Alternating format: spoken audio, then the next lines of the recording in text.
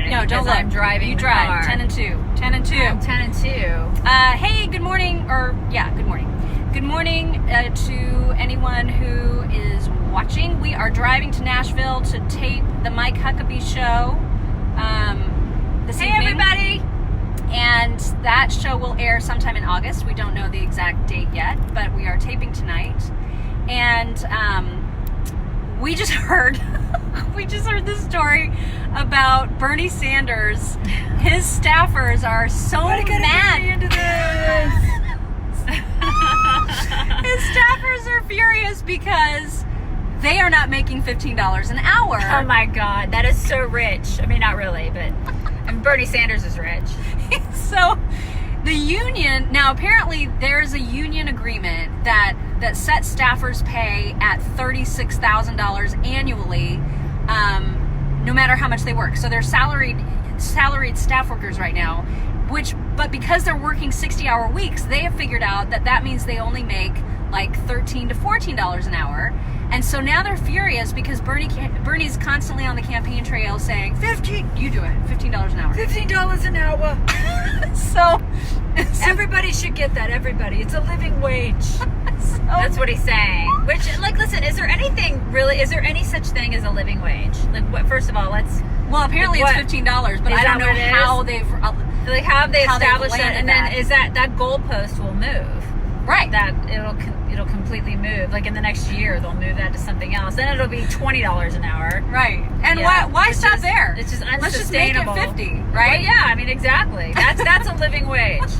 Yeah, thank you. So, but what's hilarious is that they've lost staffers because the Sanders campaign is not, abiding by its own $15 an hour thing. And so all the staffers are mad. They're sending a letter through their union to the Sanders campaign. They are asking for their staff wages to be increased to $48,000, something like that, $48,000 annually, and they want 100% of their healthcare costs covered by the Sanders campaign. And you guys, he's going to have to agree to this. Otherwise, he has to try to explain to the world why his campaign can't afford it. Because they've got him by the balls. Yeah, they have to, which, I mean, I would imagine they're tiny, tiny balls. but they grabbed them. They grabbed them, and they're squeezing. They grabbed them. Like little raisins. Tiny. They're grabbing and holding and squeezing and putting the pressure on. And he has one option and one option only, and that is to give them all a gigantic raise, which will of course hurt his campaign coffers, which will hurt his campaign overall, which makes me laugh so hard. It fills us with all the glees. So that's happening. Shut up, poor shorts. So that's happening. And then what else did we discuss? What else did we say? Let's see. Well, we were talking about Elon Musk. Girlfriend. I have my seatbelt on. It's right here. She's leaning over. Yeah, I have my seatbelt on. No worries, you guys. I'm not reading anything because my eyes are on the road, so I have no idea what y'all are writing right now. She's going to have to translate. It's on. I promise. I am a seatbelt. Everything. I am totally into seatbelts, this is just for this video that it's like under my armpit. I promise. Yeah. I don't know. What else were we talking about? We were talking. Ilhan. She got like a Super Bowl welcome back in Minnesota. So yeah, like she arrived at the airport, and apparently there were masses and masses of people there to give her a hero's welcome. Trump is saying that it was staged, which, even if he's right, which I don't think he's right. I mean, I think she genuinely has insane supporters. But even if he was right that it was staged, these people went, right? I mean, these people had to be willing to go and support her and give her this big giant welcome. That happened. I don't understand that. I don't understand. Well, it just proves that we share a country with insane people. And I still don't know whether or not she married her brother. Somebody's gonna have to tell me that. Now listen, there are a lot of people who are talking about that today and this week actually, and it's coming. Like we talked about yesterday, I still need to know. I haven't gotten a definitive answer on that, so somebody's gonna have to figure out whether or not that happened.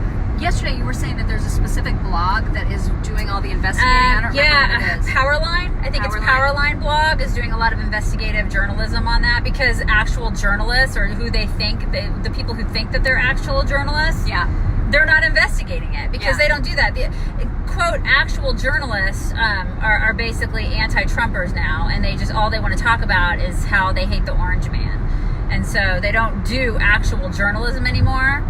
You know, Walter Cronkite would be rolling over. He's probably rolling over in his grave. But that, for real. But actual journalism doesn't take place anymore. So you have alternative blogs and whatnot who are doing the work that actual journalists should be doing. And so, yeah, I think it's Powerline. I'm almost positive it's Powerline. I know that there was a huge detailed write-up on all the investigative work so far that I saw on Daily Mail, but I haven't had time to read it. And even when I try to read it, you guys, there are so many, the people with whom she's been involved are all named Ahmed, and I get really confused about which Ahmed is which. There's two, and then she was married 3 times, technically, to 2 people. So that's how I understand it. It was like she's married to husband number 1, then husband number 2, and then she got a divorce, but then remarried husband number 1, something like that. It's something along the lines of that. So basically, at one point in her life, she was married to husband number 1 and husband number 2 at the same time, which is whack. Oh my gosh, I'm having trouble holding. And then it's very bumpy right now. You guys are having a seizure right now.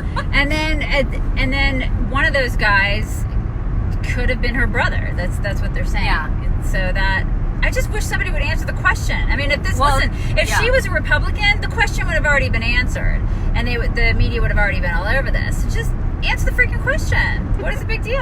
Yeah. Yeah, she doesn't want to implicate herself, apparently. No. People keep asking if Rob is in the trunk. No. You know, we asked Rob to come with us, and he just couldn't get away. He wouldn't. I don't think he could deal with us for this many hours in a car. He couldn't. It would have been find space. It would have been like 9 hours in a car, and I think he probably would have stabbed himself in the face. Yeah. So anyway, that's what we understand is the news of the day. We are driving again to Nashville. If you guys are in the Nashville or Hendersonville, is that the name of it? Hendersonville area tonight, and you want to attend the live taping of the Mike Huckabee show, you should come out and see us. That's where we're going to be, and I think it's something that you can do for free, and I don't know that you do anything but basically just tell them that you're coming. I don't know. Don't quote me on that, but check out the Mike. Oh my God, is this truck trying to get over? Yeah, he's trying to get over. Man. Seriously, truck drivers. Seriously. You used to care. You used to actually care. How's my driving? It sucks. Yeah, you're driving. It sucks. It sucks all the you know what.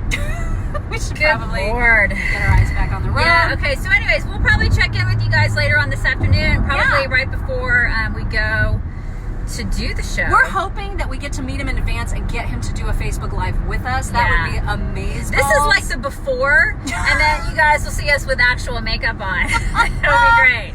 It's like a whole new world. It's like a glamour don't is what you're seeing right now. Yeah. And then you'll see a glamour do this afternoon. It'll be great. Maybe, on our best day. So there you go. You guys have a wonderful day. Bye.